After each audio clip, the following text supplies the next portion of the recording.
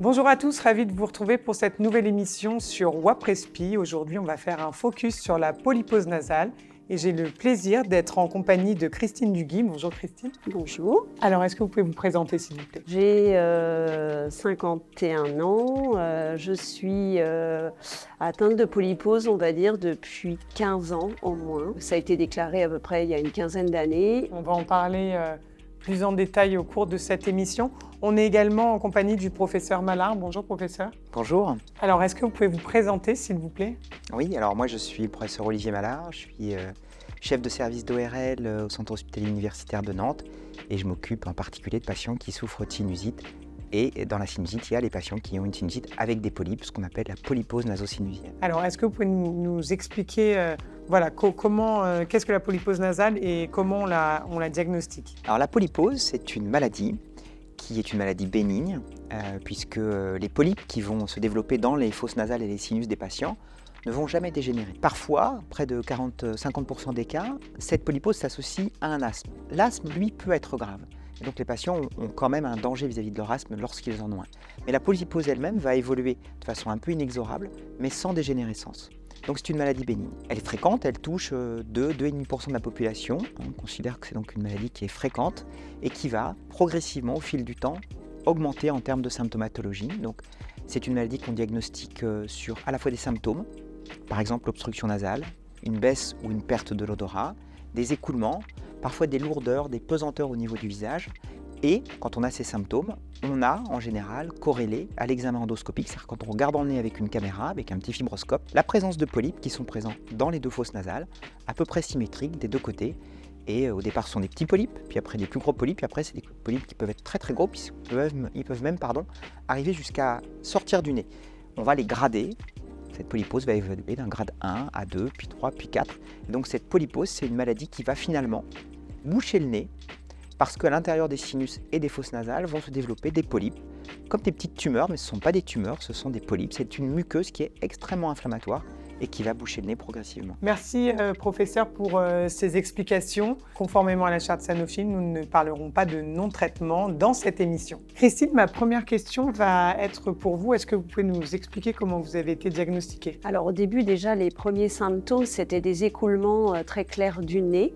Mais j'avais encore de l'odorat. J'ai consulté mon médecin traitant qui m'a orientée vers un professeur pour avoir un peu plus de précision sur pourquoi ces écoulements de nez, en fait. Comment vous en êtes aperçu et qu'est-ce que vous avez ressenti? Les premiers symptômes, c'était quand je buvais un tout petit peu d'alcool. Les écoulements, dans la demi-heure après, se faisaient vraiment très prononcés. Je pensais au début que c'était une allergie au sulfite. Et puis, au fur et à mesure que j'avais occasion de prendre un petit peu d'alcool, c'est là que je me suis aperçue que c'était vraiment ça qui me gênait et qui devait peut-être sans doute dilater plus les vaisseaux, qui me provoquait des écoulements encore plus clairs.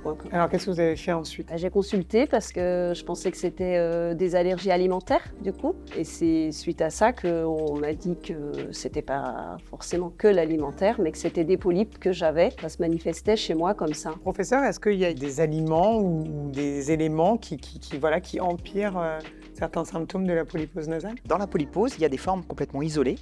On a des polypes et c'est tout. Je vous en parlais, on peut avoir de l'asthme qui peut être associé à la polypose et puis on peut avoir ce qu'on appelle la triade de Widal.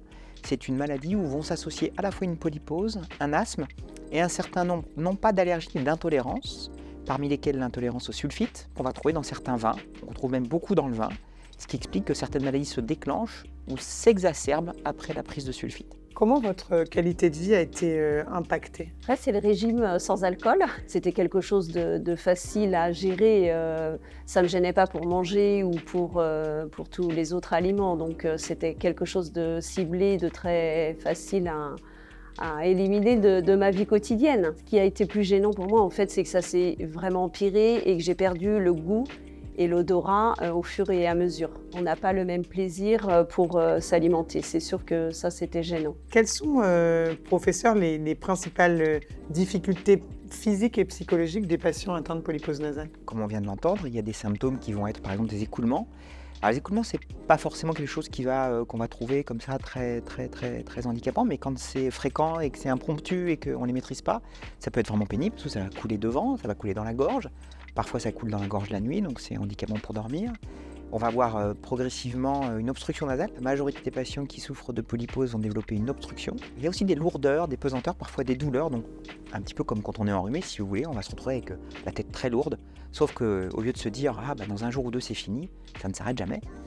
Et puis il y a ce fameux odorat qui, au fil du temps, et presque chez tous les patients qui souffrent de polypose, ça fait même partie du diagnostic, va s'altérer. Alors au départ c'est des petites pertes d'odorat, ensuite c'est des pertes un peu plus importantes, et on sait que finalement l'essentiel du goût que l'on a des aliments, c'est l'odorat qui nous le donne. Et donc au fur et à mesure de l'installation de cette perte d'odorat, c'est le goût qui disparaît également.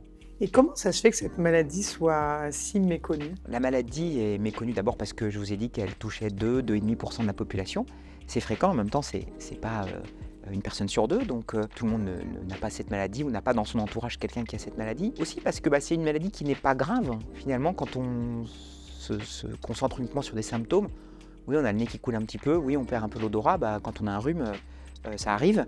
Mais ce qui fait que c'est une maladie qui est beaucoup plus grave, en tous les cas beaucoup plus handicapante que ce qu'effectivement on connaît de cette maladie, c'est que c'est chronique. Et les maladies chroniques, c'est tout leur problème, c'est que leur fardeau, leur poids, leur pénibilité tient au temps de leur évolution. Et dans la polypose, il n'y a pas de perspective, puisque aujourd'hui, la polypose, on ne sait pas la guérir. Comment vous gérez, Christine, votre maladie au quotidien? C'est vrai, quand vous avez le nez complètement pris, qu'on expliquait comme un gros rhume, et de ça rajoute parfois aussi des vrais rhumes par-dessus, donc vous avez du mal à vous exprimer, ça vous coule dans la gorge, vous avez vraiment, et c'est vraiment gênant pour le travail et la vie au quotidien par rapport à ça. Et est-ce que vous avez eu des réactions de votre entourage? Ils étaient vraiment surpris, la plupart des gens ne connaissent pas. Ils avaient du mal à imaginer qu'on puisse manger des choses sans en avoir vraiment les goûts. Par exemple, un yaourt, on ne sait pas si c'est à la fraise, à la framboise, à l'abricot, on ne sait pas. On sait juste que c'est un peu sucré,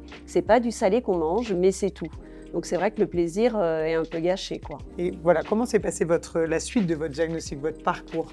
J'ai pris rendez-vous sur Nantes, en fait, pour avoir un petit peu plus de précision et d'essayer de trouver une solution, en fait, pour retrouver le goût, pour avoir un traitement s'il y avait, ou une opération. Je ne savais pas ce qui était possible de faire à ce moment-là, quoi. C'est là que j'ai dû prendre rendez-vous avec vous, professeur, pour avoir un diagnostic posé. J'ai eu des traitements au début juste local, mais c'était pas suffisant et on a fait juste une chirurgie. Je crois que c'est important de dire qu'on va avoir on considère qu'il y a à peu près un tiers des patients qui va être suffisamment amélioré par un traitement local et pas avoir besoin d'autre chose. C'est vrai que ça s'améliorait un temps et après ça s'est amplifié et au bout de quelques années, on a vu que les corticoïdes n'étaient plus efficaces. Donc on a fait une première chirurgie.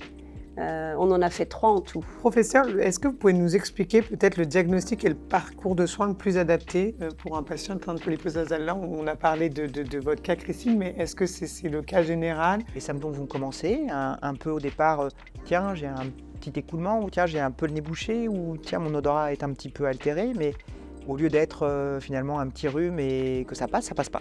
Donc les gens vont voir leur médecin traitant et bien souvent le médecin traitant est démuni parce qu'il ne peut pas faire de fibroscopie. Donc le bon parcours, c'est d'aller voir un professionnel des sinus, donc un ORL, qui va faire le diagnostic tout simplement en faisant un examen endoscopique, c'est-à-dire en regardant dans le nez. Le diagnostic, il est clinique, c'est-à-dire qu'il n'y a pas besoin de faire de prise de sang, pas besoin de faire de scanner. On a le diagnostic de polypose en regardant dans le nez chez un patient qui a l'histoire qu'on vient d'entendre finalement. Et alors, est-ce que la maladie nécessite une prise en charge adaptée? Alors oui, je crois que c'est très important de dire qu'il faut un traitement adapté. Premièrement, c'est très important de s'assurer que la polypose est isolée.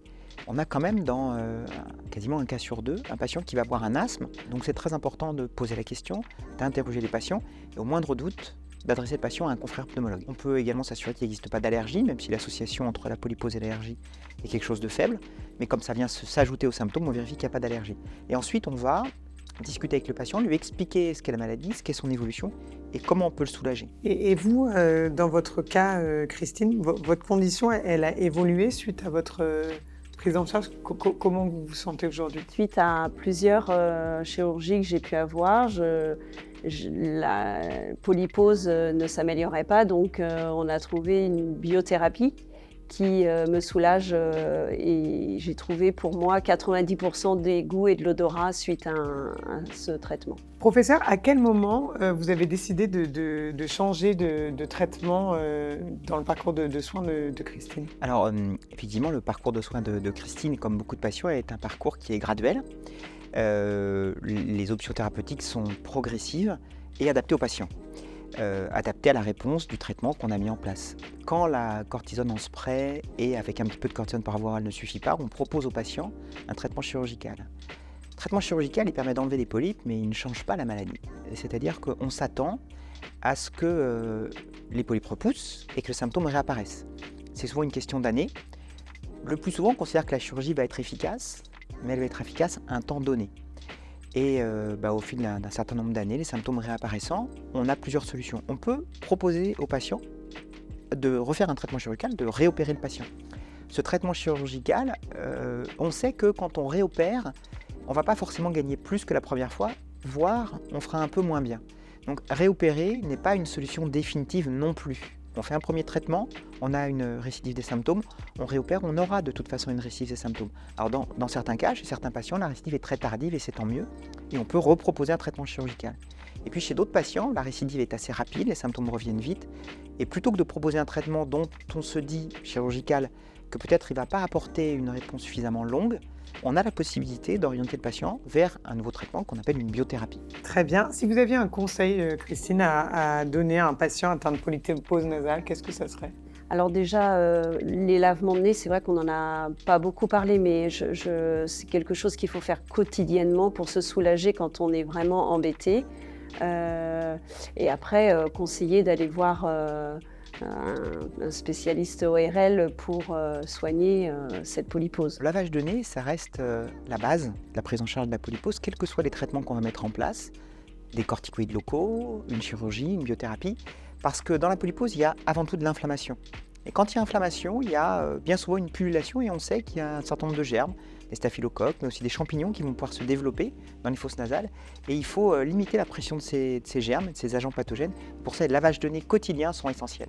Professeur, vous, si vous aviez un conseil à donner, qu'est-ce que ça serait? Alors je crois qu'il faut qu'un patient qui a des symptômes qui durent, tels que ceux qu'on a entendus, puisse accéder à une consultation en ORL, parler à son médecin traitant d'abord bien sûr, et puis comme souvent le médecin traitant ne peut pas faire de diagnostic, eh bien, que le patient puisse voir un ORL qui va établir le diagnostic, qui va expliquer au patient ce qu'est la polypose, comment elle peut évoluer, comment est la sienne, parce que tous les patients n'ont pas la même polypose, pour pouvoir proposer un traitement qui soit adapté au patient lui-même, rechercher un asthme, rechercher éventuellement des allergies, et puis débuter avec le patient un traitement qui lui permette d'améliorer son quotidien.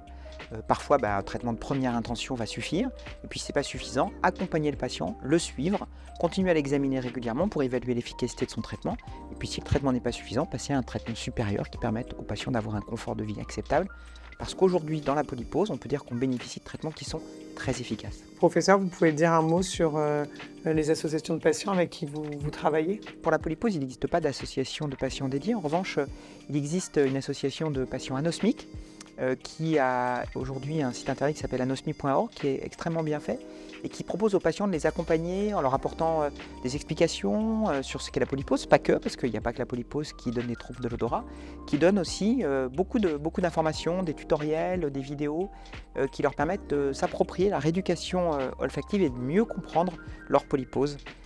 Sur ce site encore une fois. Donc anosmi.org est une très bonne solution pour aider les patients. Merci beaucoup à tous les deux pour toutes vos réponses. Avant de conclure, si vous aviez un dernier mot à faire passer à la communauté WAPRESPI, qu'est-ce que ça serait peut-être, Christine? Peut-être de pas hésiter à s'informer par rapport à la maladie et de pouvoir trouver, c'est vrai que c'est un plaisir d'avoir trouvé une solution et un confort de vie suite à une biothérapie. Professeur, si vous aviez un dernier mot pour la communauté WAPRESPI. Je dirais un petit peu la même chose. Aujourd'hui, la polypose, elle a des solutions de traitement, des vraies solutions, des belles solutions de traitement. Donc je conseillerais aux patients de consulter, de se faire prendre en charge parce qu'on peut les améliorer. Merci beaucoup à tous les deux de nous avoir reçus aujourd'hui à Nantes. Merci à tous de nous avoir suivis. N'hésitez pas à partager cette vidéo et à très bientôt sur WAPRESPI.